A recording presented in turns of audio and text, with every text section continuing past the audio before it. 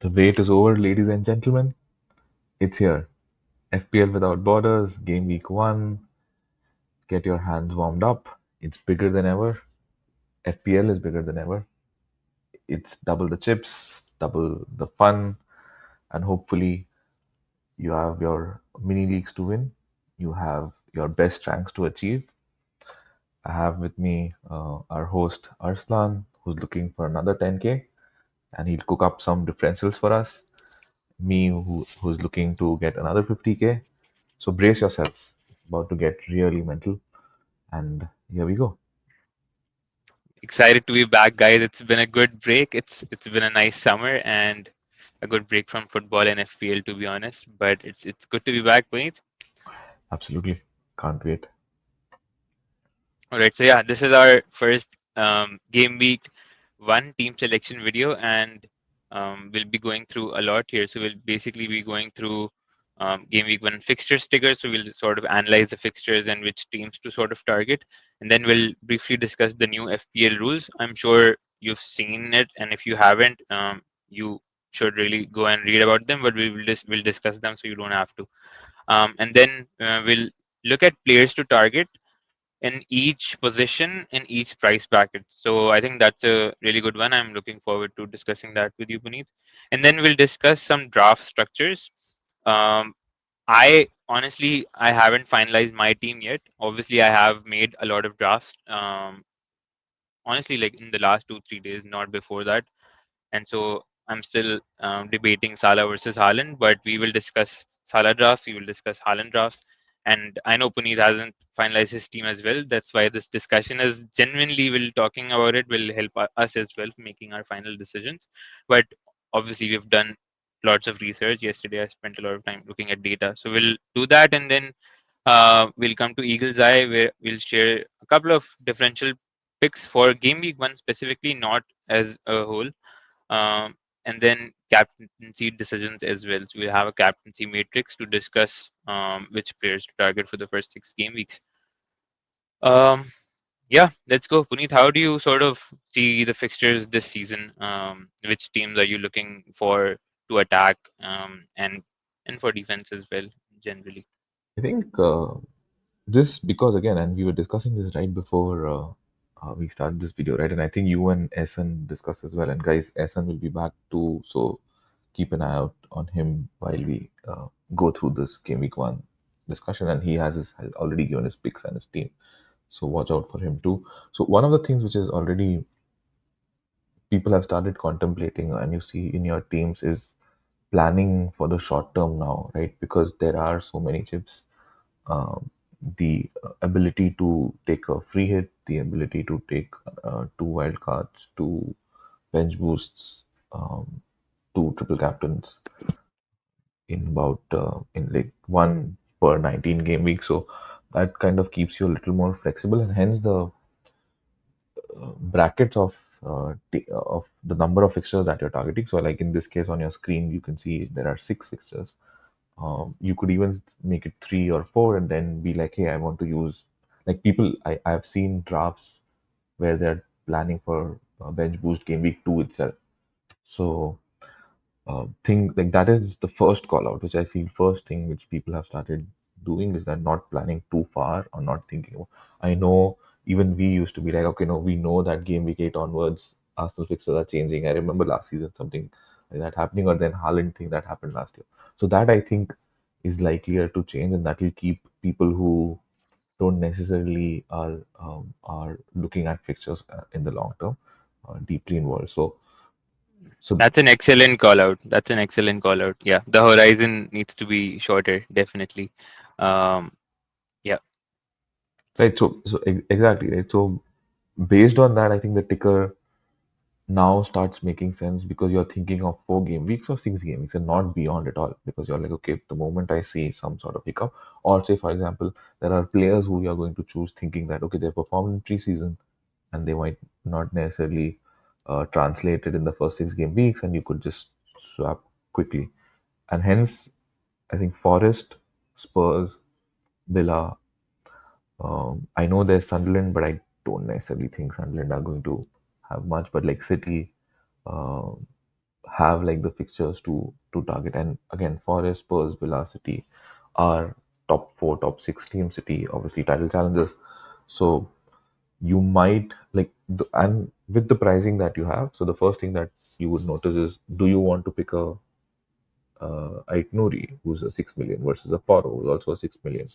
Then you have a 4.5 Forest midfielder in Neco Williams. So things like that to me are the moment I look at these fixtures, I will start picking it up. And again, Arsenal being 19th on this table, would you want to go in with an Arsenal defender directly, or do you wait? Because defense is who most likely Arteta is going to tighten, right? So compared to like a Saka or a Gyökeres as well. So people are still contemplating between those. But the defender from Arsenal is someone who you are going to target. And again, for Liverpool, they are mid or like ninth, but you would want a player from that. So that's where my mind is. How are you thinking from that 6 week horizon, Asla?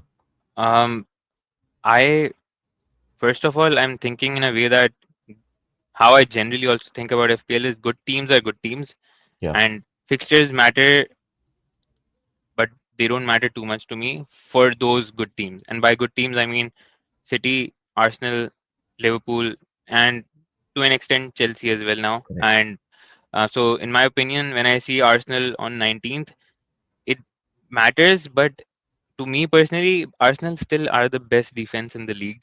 Mm-hmm. They were the last whole season, and that's not gonna change like because they're playing Manchester United away. I'm sure like Man like they might concede, right? That's why their data exists. But I think like good defenses are good defenses, and if you're investing in your defense, you should pick at least one player from the best defense in the league.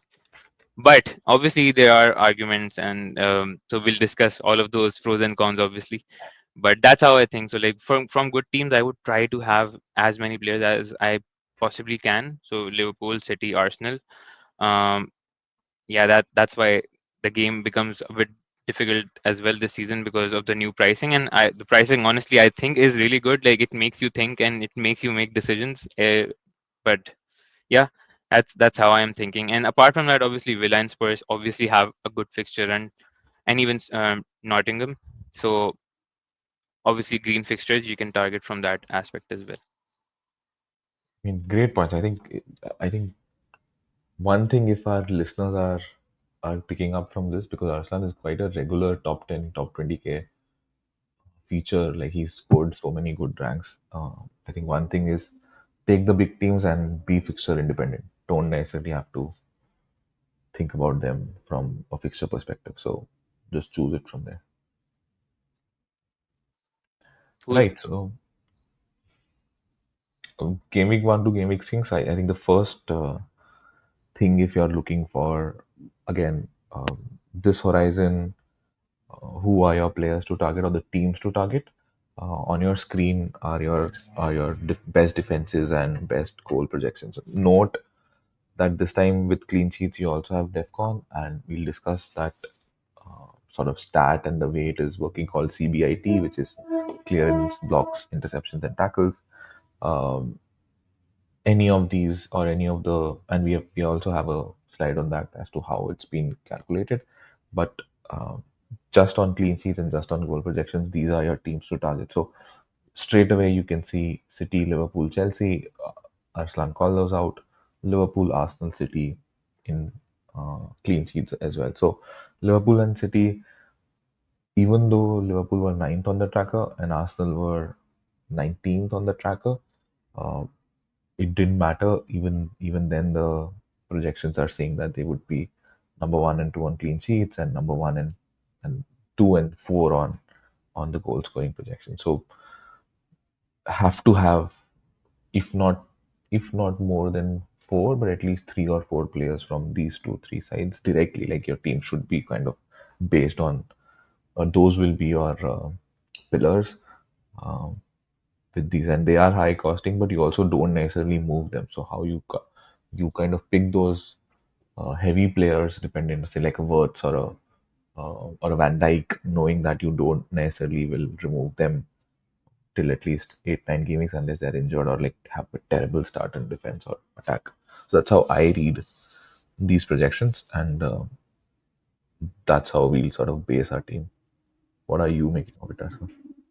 No, fair enough. I think you covered everything pretty much. Yeah, we there are obvious teams on the attack and Correct. obvious teams below, obvious. So I think that makes sense. Yeah, let's move on to the new FPL rules. So um, I think there were a lot of changes this season. Like I was not expecting them. It's I true. was not expecting that many, and they were pretty big changes, I would say as well. And I necessarily don't hate any of them. I think all of them kind of make sense from thinking from FPL's point of view. It makes sense. It will attract more players. A bigger audience of players would play, more casuals, and it would overall increase game engagement. So I think it makes sense from their POV. And they're not necessarily bad changes. Apart from the AFCON transfer thing, I think like five extra transfers. I think that's too much. It's like a mini wildcard you've given again. But I think defensive contribution makes sense. Double the chips. It's questionable, but from their point of view, it makes sense. I don't necessarily hate them. What's your quick POV, and then do you wanna explain the rules as well? Yeah, I think big POV, you are spot on. I think barring AFCON, which is like five, is way too much. That's like, you are right. It is a wild card. Like it is not like it is because you are also allowing. Remember, we can still accumulate transfers, right? So if Yeah. you accumulate like two or three, that's like your team done. In So game week 15, you have yeah, five transfers, and then in game week 16, you have five more transfers. that is that is a new wild card. So so you are right about that. But other than that, I feel, with when I initially started reading this, and we'll obviously go in a little detail in about the next minute or so, but um, because there are so many chips now, you are constantly looking to, hey, the moment you target, and I think you made this point before the call, I will see it in the second game week, in the sixth game week, in the eighth game week. Hey, can I play a free hit? Can I bench boost? If my team, like, I remember in earlier seasons, if you know your team is bad, you would just take a hit. But I think the number of hits this season could go down from because there are so many chips. So, like for example, if by game week 6 you feel that, hey, my team is not doing well, and I have like two, three transfers um, left, either I just go in and take a free hit to see what kind of differential am I having and what kind of data I'm getting back, because I will still get my two, three transfers in the next game week. I'll carry the fourth, and by next game we have like four transfers and move it. Or in case of AFCON, so like very close to AFCON if you're doing. So those things I feel are likely to happen. Um, Coming to how the defenders and how the points are divided, I think this is good for non-top four, top six teams now, because you see the likes of, say, a Tarkowski. There are people who are picking defenders from West Ham. There are people who are picking midfielders like a DM, like a Casido. There is interest in Anderson, who's like a 5.5, just solely based on the fact that you know that 5.5, even if he does like 2 points, 3 points on an average, you are very happy because you are not predicting that 5 million or the fifth midfielder in your squad typically to give you any more than 2 points on average or a 1 point average.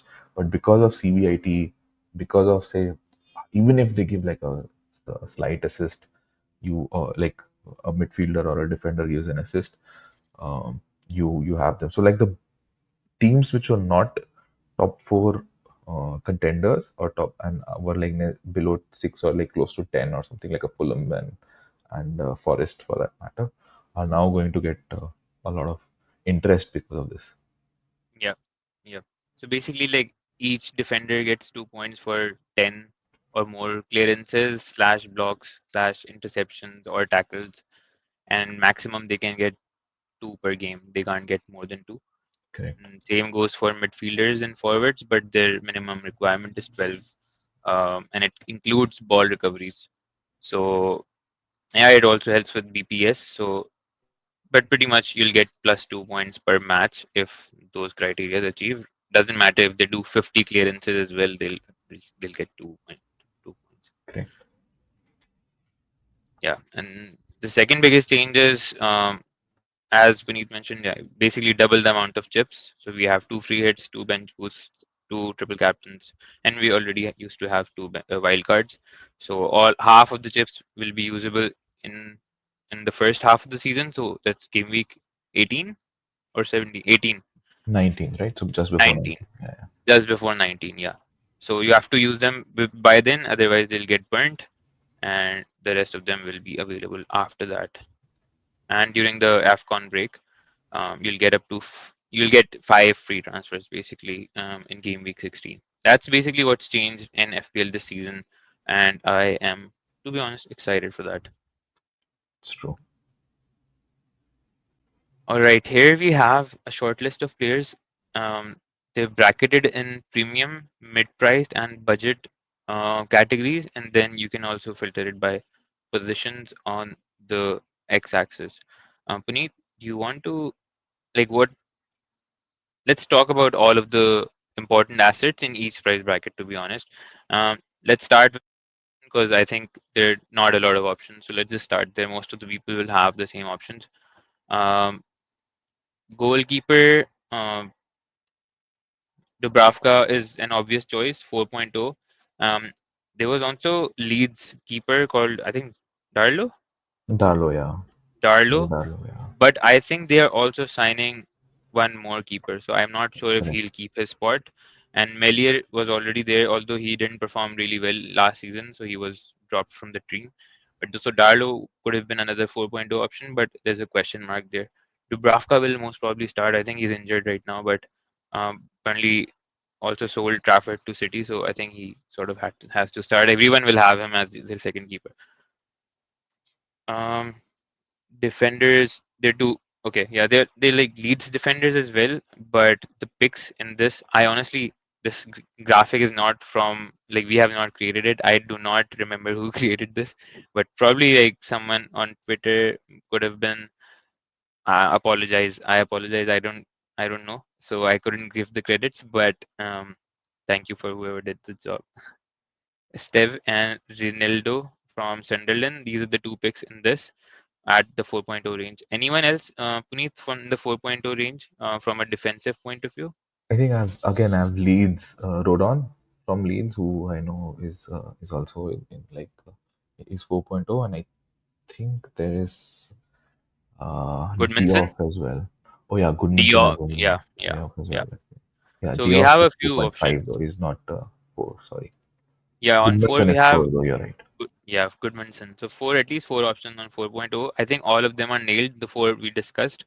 Um, Pick your best. I have heard, like, according to my research, Burnley was a very defensive team in the championship last season. So, and it's Scott. I think Scott Parker is the coach as well, Correct. and they do set very defensively.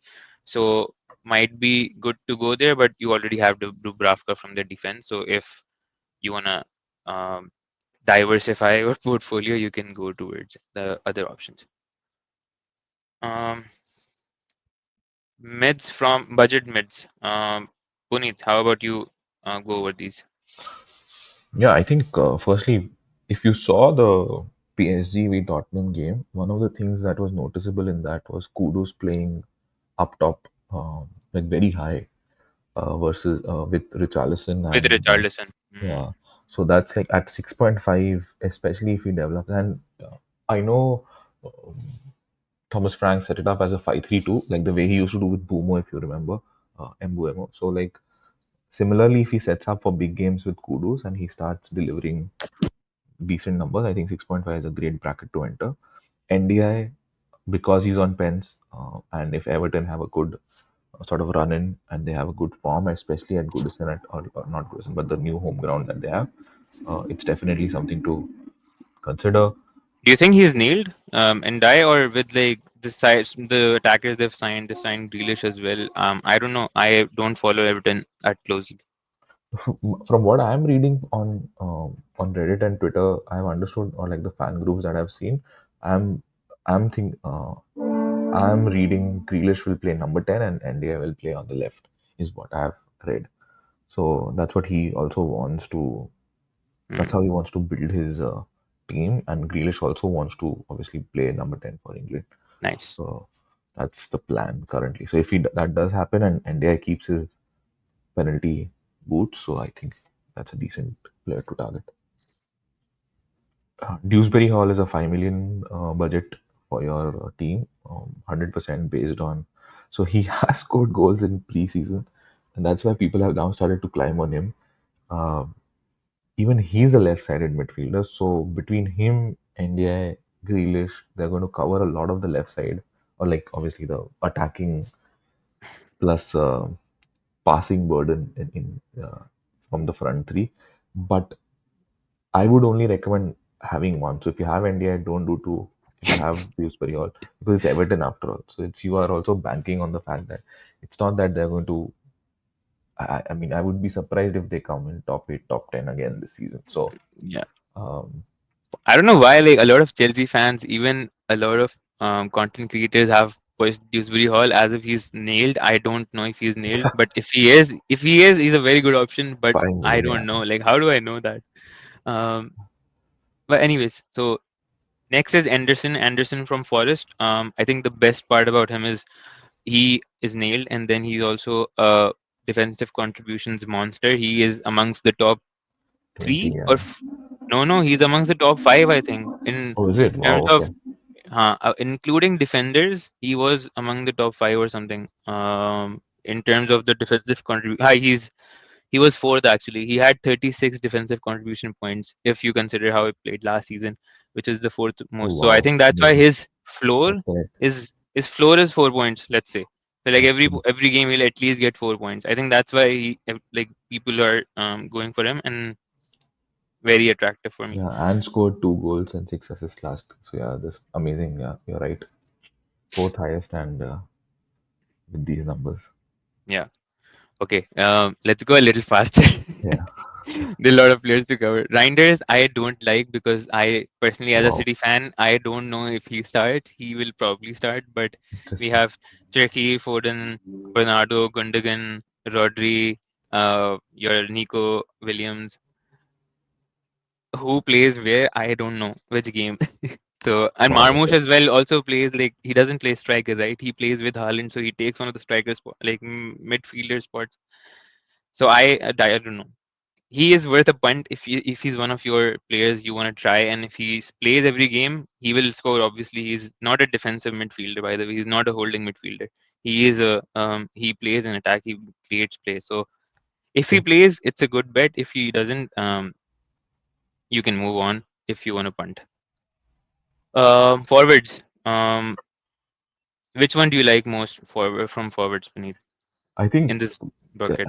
I mean, because if there is, because there is Bowen and because he has penalties as well, I think that's why Strand Larsen and also because no Cunha. But I'm not sure how much. Uh, sorry, no having no Cunha affects Stan Larsen's output. So But I last I season, Cunha was injured. Stan Larsen was still scoring goals. correct. That is true. That's why I Mm, mean that's a extremely fair observation. So I mean, if especially for the budget, right, 6.5 is a really good point for a sure shot striker. Like he will start and he will have at least yeah. 80 minutes on his under his belt each game. So Strand Larsen is your pick from this. Who- Between the two, yeah, I would. Yeah, between the four, basically, right? Yeah, I mean, Gui is going to be your bench. GUI, Uh, everyone will have GUI yeah, probably. so, I think because everyone wants a one dump spot, and apparently he's supposed to start because I don't know. Let's see. Thiago, I think is a void because Brentford are signing another attacker. Let's correct. move on to Oh, the yeah. mid-priced goalkeepers. In fact, let's first just discuss like, would you prefer a mid-priced goalkeeper or a premium goalkeeper? Are you going for 5.0 or are you going for a 4.5? So I'm going for a 5 and 4. However, because there is Verbruggen, and he's like, he's going to start. He's because Kelleher, I again want to see a few games before I comment. But because there is Verbruggen, and if you think that you want to save even more of point 0.5 from your keeper, you can also do Verbruggen and Dubravka and save a point 0.5 there. Hmm. But I'm personally going Sanchez and Dubravka, so or even a Cells and a Dubravka, I'm completely fine because you're going to spend 9 million on your goalkeeping spot. Yeah, same. Honestly, I'm going with Sanchez and Dubravka. Dubravka, yeah. That's the plan, and yeah, that's basically the plan. Next, so from the mid-price defenders, which let's talk about the two you like, because you'll probably have two 4.0, 4.5. So then the structure, I think, in most teams will be most defenses will be like you'll have one or two 4.0s Generally one, I would say, and then a couple of 4.5s, or maybe um, like generally, yeah, you would have 2 to 3 4.5s. So which ones are your best picks? So, firstly, uh, you're right. So, four Esteve or Steve, how you pronounce it, from Yeah. Burnley. Then my choices are between Anderson, because again, this is solely based on DEFCON points. Anderson, there is De Cooper, who plays as a left winger on for Brighton, so he's one sort of consideration, and Richards again from DEFCON points perspective. Uh, and someone who you are you're not going to buy too many attackers from. So those Hmm. are my 4.5 picks. The off again, people are saying is good, so we didn't make a note of that. But because you want to start with bankers and you want people who Hmm. are definitely going to start, hence Anderson and Richards will be my top two. And then if you want to go a little So wilder, in you your can. team, so just like let's talk about structure overall. I think as we're talking about this, so in your team, or generally, are you thinking defense? Are you investing big on defense? Or are you going for like 6.0s, 5.5s, or are you more saving up on defense and investing more attack? What is your general POV on this? So I'm going two 4.5, one 4, and two 5.5. And Okay, if I think, I can do it between Murillo and Williams, I'm not sure, but Murillo again more for DEFCON again. So my current structure is Murillo, Poro, Richards, Anderson, and Esteve. It's 1 M- 4, 2 Murillo 4, Poro. Okay, two 5.5s, 2 and then 4.5, two and 1 4. 4.5s and 1.4. Okay, So and that's from the 4.5s, your best pick is Anderson and um, Richards. Richards. Yeah, I Got it. mean, I generally think De Cooper has a higher upside because he's playing at left wing and left Mm, back, and he plays for Brighton. But that's a bit of a risk which I want to wait before I take. makes sense. Richards, is he nailed? Like, is he 100% So nailed? so again, the Community Shield, he, Lacroix, and so they started with three at the back. He, Lacroix, and one more, and then Munoz and Mitchell played at wing back. I'll tell you the team, but that's how they started. So Richards played the Community Shield game. Okay, okay, fair enough. So, okay. And then as we are on defense, I did want to discuss some of the numbers because obviously I have the same, and a lot of people have the same dilemmas of which defenders to go for. Like even between Nico Williams, Milenkovic, and Murillo, like which one do you go for? Or you have a lot of them. And so, so I was doing some analysis of some of the top picks this season, like more premium picks that most people are thinking about, at least having like one or two of them. Or maybe I'm obviously missing some in the list, but I think most of them are here. So between the this table is basically sorted by points per million, basically. In Correct. Yeah. short, like points Value per basically. million Yeah. value that defender has provided. And this also, if you see, is kind of also sorted by points, like not intentionally, but you can see Milenkovic is 145, and then these are your top three regardless. The point to notice is Milenkovic is number one in terms of number of points. So at the defensive contributions is obviously a very good factor, which will increase the floor of a lot of players. So for example, Murillo, he would have 40 more, um, I think DC points or something, right? And the Correct. difference between Milinkovic and Murillo in terms of DEFCON is 15 points. But Correct. so Murillo has more DEFCON points than Milinkovic because he's a DEFCON monster. But Milinkovic is more attacking, like has more attacking threat. So Milinkovic, I think, had wait, seven or something attacking contributions, and eventually Yeah. you Seven see he, contributions. You're right. 5 goals and two yeah, assists. yeah. So in the end, he came up with sort of more points, and if you rank them by points per million, Milinkovic, Muniz, and Van Dijk come up on top. Even though Van Dijk is 6 million, you still see the value he provides, and these numbers are from last season. If adjusted for defensive contributions. So they have added the defensive contributions they got. And all of these players we are discussing right now are the players who are playing in the same team with the same manager. Nothing has considerably Changed. changed. Yeah. So it's not like we're comparing. That's why Romero and Van de Ven are not in this list, because it's a new manager. I don't trust their last season's data, because Postecoglou obviously played very differently, right? So so yeah, a couple of points to notice is Milinkovic more than Murillo. So I am personally going for Milinkovic. I am very high on Milinkovic. Like I would, yeah, according to my analysis, I feel very confident there. And on Munoz as well. Munoz is expensive.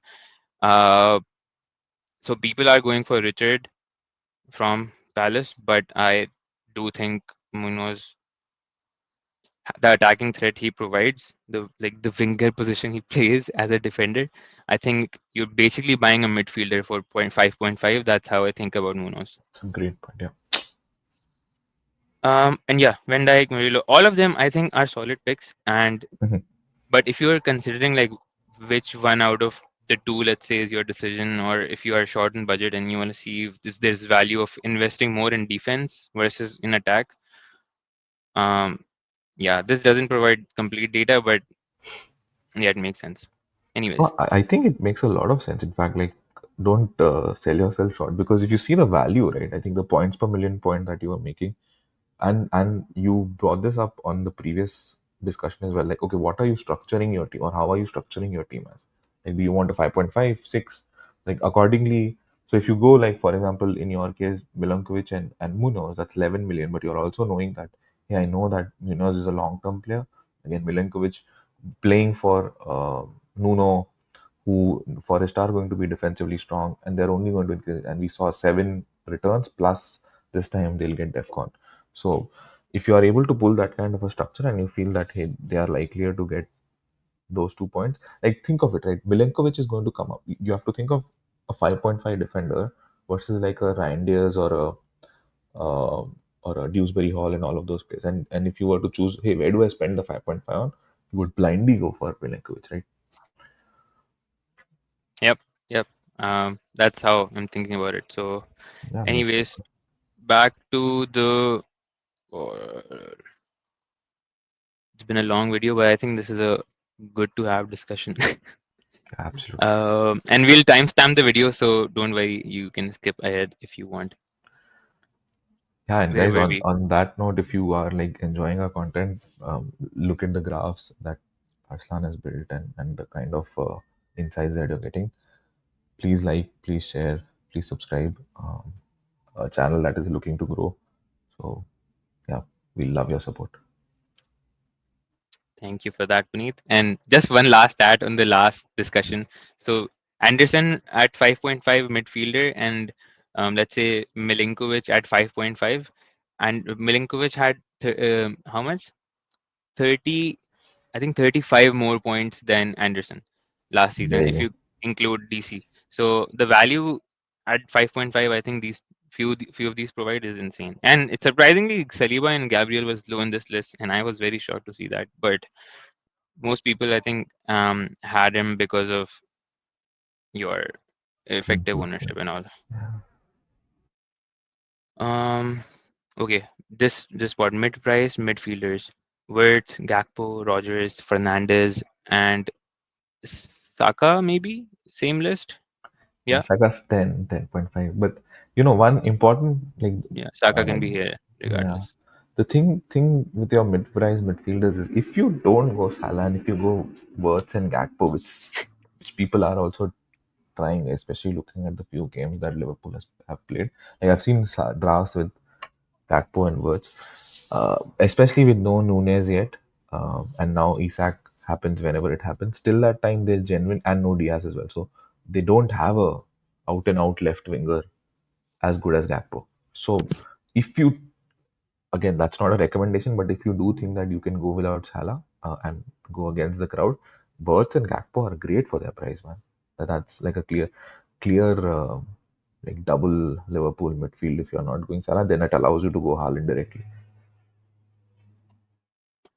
Yeah, that's the dilemma. That's the dilemma.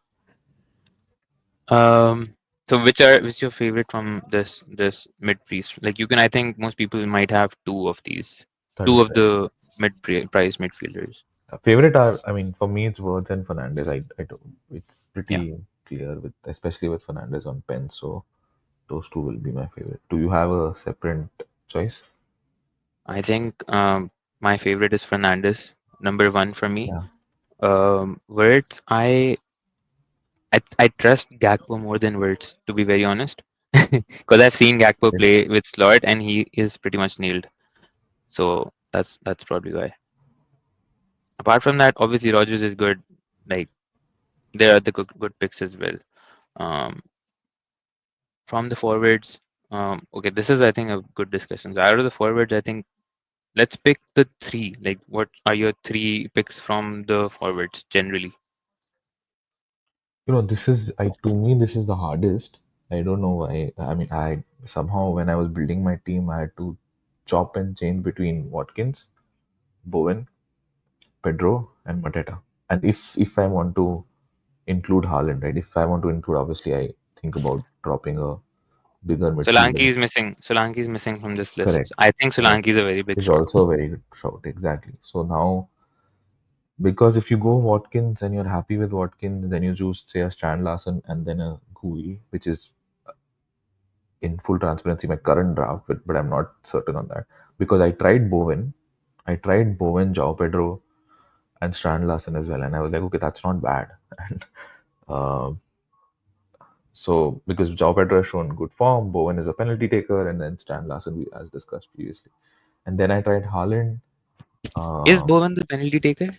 yeah, yeah, he is. So he did take last time as well, and 100%. Like, I remember Okay, he's the penalty taker for unless something changes this season, but surely I remember him taking penalties last cool. season. So So those are my your pick is Watkins, Strand Larson, and and Gui, GUI right now.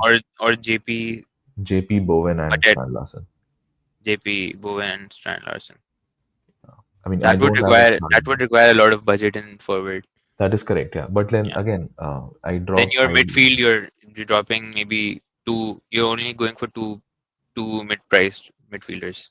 I'm correct. guessing. So I did Salah Palmer Words in that case and dropped Fernandez from. Salaba makes sense. All right. How about you? Um. Oh yeah. I From also want forward. to ask your Haaland perspective on this. Like, if you were to take Haaland one, and if you were not to take Haaland, so two. Please Yeah. give us that. Yeah. Let's go to, like, we have a couple of drafts for both Okay. scenarios. So let's quickly go there. Obviously, GUI. I think I will have. I am currently between in my draft. So in my Salah drafts, I have Strand Larson, I think, as constant, and then Watkins versus João Pedro is my decision, and that depends on if I want Saka or not. Wow. So Okay. if I get Saka, I can't get Watkins, and if I don't get Saka, and if I get someone cheaper, I get um, Watkins plus Strand Larson, which I really like, but all the drafts are like. So in the Salah versus Haaland camp, I genuinely, my heart wants me to get go Haaland. And reason being, City, I think, will obviously bounce back. They've signed a lot of Yeah. players, and he's in his he's in a good form. He's in good shape as well. And Salah obviously is FPL king, and 90% of the game, 80% of the game would own him. Mm, And my only reason of if I go for Salah would be because of EO, because it would be a really shitty start if I not go for Salah, and if he does like 20 pointers in the first game week, I'll just be yeah. catching up. But that's because purely because of you. I personally really want Haaland. I will though, and also Haaland is 14.0 and Salah is 14.5. I I think it matters in my personal opinion, and True. also True. with the fact that Liverpool has like so many good players now, and the goal share will be divided. Exactly. He might still win the Golden Boot, but it has to be more divided. And Mm, Haaland will be better than last season because last season Man City was the worst they've been in the last 6 seasons. 4 5 seasons. So Correct. True. True. yeah, apart from the treble and all. Um, so yeah, that's where I am. And let's go to the draft. Yeah, we've been on 40 minutes. Let's But a quickly great, go to some of great the point on thinking about Haaland, man. Like I have a draft in my head as well about if to take Haaland. But yes, please let's discuss a Haaland draft after this too. yeah, okay, the Salah draft. I have two. In the first one, I don't know. I like both of them to be honest. So I'll start with my defense. Milinkovic and Munoz, I told you, are my constants in the defense, at least till now. That's the plan.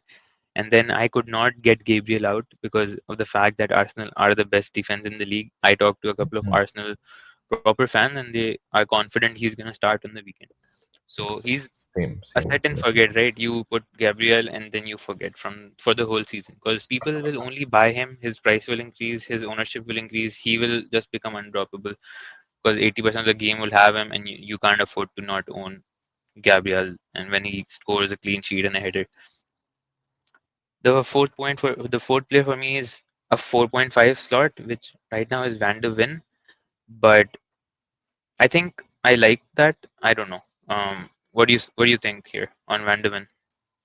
Like I have As a Milinkovic, Munoz, Gabriel, and then 4.5 slot I've given to Van de Ven because of the Spurs fixtures.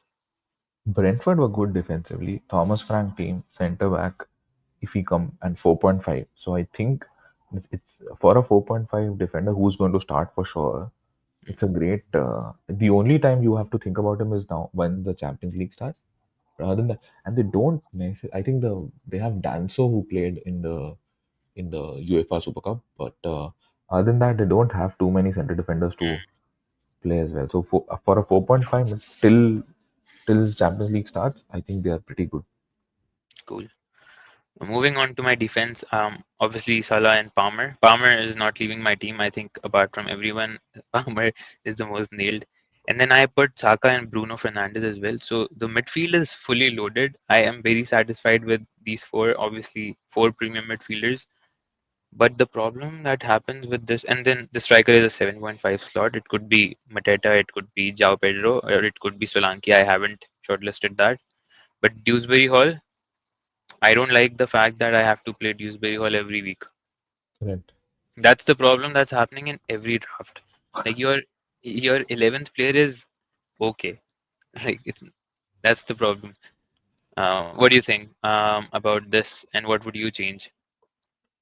I mean, I personally hence like Reinders, and again, in full transparency, I have Reinders currently, but you have just Yeah, burst that bubble. in this draft I went for Reinders because I had more money because I downgraded Saka to Reinders, but I upgraded Watkins from Groupie Junior. Yeah. So I mean, between Dewsbury Hall and so if I were to check Dewsbury Hall, I might just do Anderson because I know that he's going to start at least. And Anderson is someone who has played for Forest. We saw his stats. I think he has about 7 returns or like 6 returns as well Mm. last time. So at least you If know he's starting. So but if and I could afford him here, like if where would you get the 0.5 from to afford an Anderson here? That's my problem. Like this 4.5, 4.5, and 4.0. So I'll have to downgrade either Medeta yeah, or your Saka Vendeven. is your biggest. Saka is draining all my money, and that's why I had to remove him in the next draft, which still looks decent, but But I if like you're sold on Saka, he could be a real big differential considering like even he's like, on. I don't he's think on pens, he's he's on on pen as well, set right? pieces. Yeah. Like, why are we not thinking of Saka? Is what I'm confused about. Like, he's not in many people's drafts. I Yeah. think it's just because of their fixtures. They're not horrible.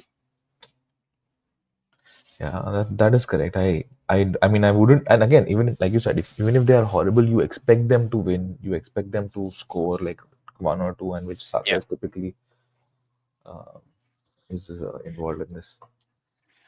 cool. I think. Anyways, this is the main sort of draft. So if you go for Salah, you either get two premium midfielders or three. That would help you decide if you want two strikers or one. That's kind of the game in Salah draft. What is this? Oh, this is a Haaland draft. Sorry, the heading says Salah, but this is a Haaland draft. So Puneet, this in this I have the same defense. So Milinkovic, Van de Ven, Gabriel Munoz, But and the only for one I you don't have have is Salah. Yeah. yeah I went from Salah to Gakpo, or yeah Salah to Gakpo. I have some money. But like because of going to Gakpo, I could upgrade Mateta to Watkins, and then I could upgrade Krupi Jr. to Haaland. So This is that is actually a a better lot of. team than yeah, better team than your that the first team. I think. I think again, when I look at this versus that Saka team that you have, again, just from a outsider's perspective or a third person perspective, between Saka and Haaland, I expect Haaland to do well. At least in the first 5, 6, 7, 10 games, Haaland also has better fixtures. Hmm. Saka's goals also will get divided. Haaland's will not, is what I feel. Like he's playing as a striker, number one. I know he's 4 million or 3.5 million extra.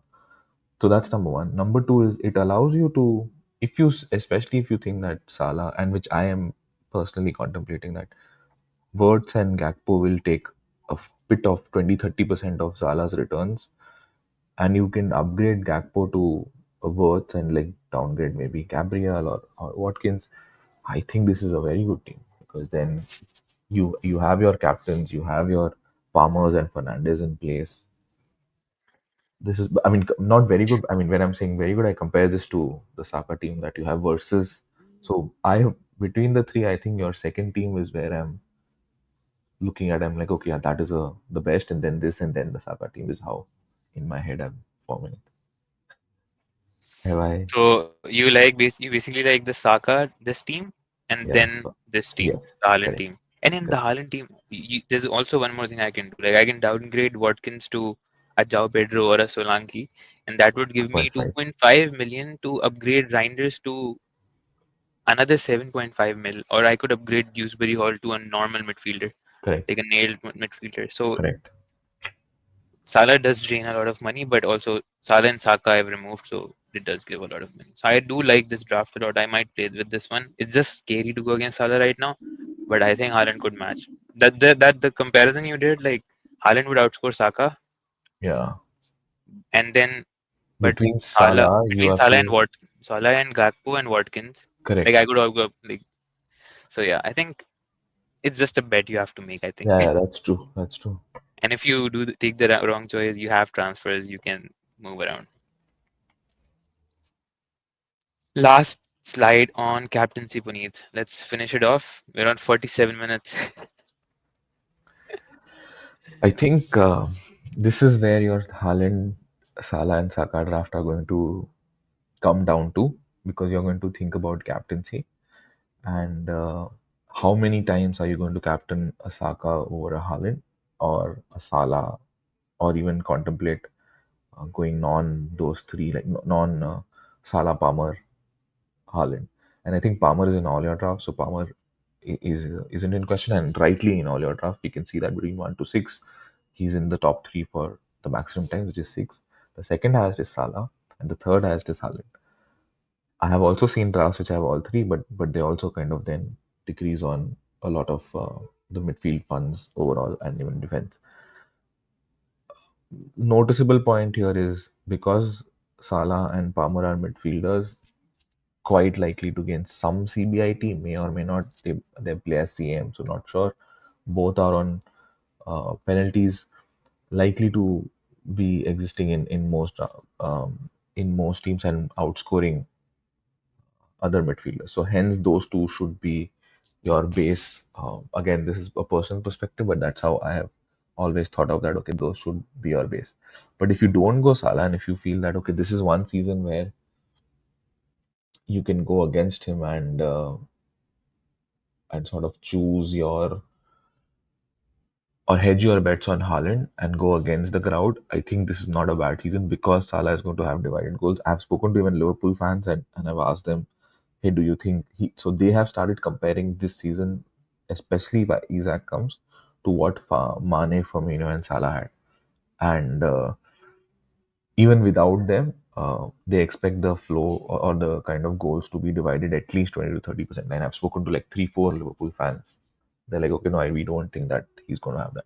So with that kind of brain, I feel that Haaland is definitely your go-to player, and he's also captainable 4 times. So why not? And he's also going to, like you said, he's pumped up. City are going to want to go in all in. So there is a very strong argument to have him if you think about it.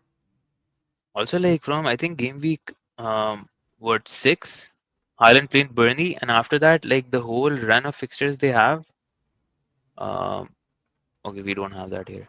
Anyways, the whole run of fixtures is very strong. So even if you don't have him right now, from game week 6 onwards, a lot of people might look to get him. Maybe at least in game week 6, try to free hit because you do have chips. But from game week 6, right? Oh, I need to refresh. Anyways, I think like the point is communicated. Yeah, But like yeah, it's Brentford, Villa. I was just reading that in the background. yeah, Brentford, Villa, Brentford, Bournemouth at home. Everton. Yeah, Hmm, so like really, um, very like Burnley at home has Brentford away, Everton at home, Villa away, Bournemouth at yeah, home. So like these fixtures, he is going to be very like available. So and like I'm tempted. wanting to I'm score. Yeah. tempted. Very, very tempted. Let's see. Anyways, I'll tinker with this drafts as well, and I'm sure you will too. We both haven't finalized ours, and the deadline is in what? Less than 24 hours now. Yeah, Yeah, less than 24 18 hours. hours, not 24 hours. Yeah. But yeah, that's all from us today. 51 minutes. Thank you all for watching. If you did do drop a like and a subscribe, it does help us and in the channel. So yeah, appreciate you watching us and see you in next week's game week 2 preview. Take care and see you next week. Thanks all.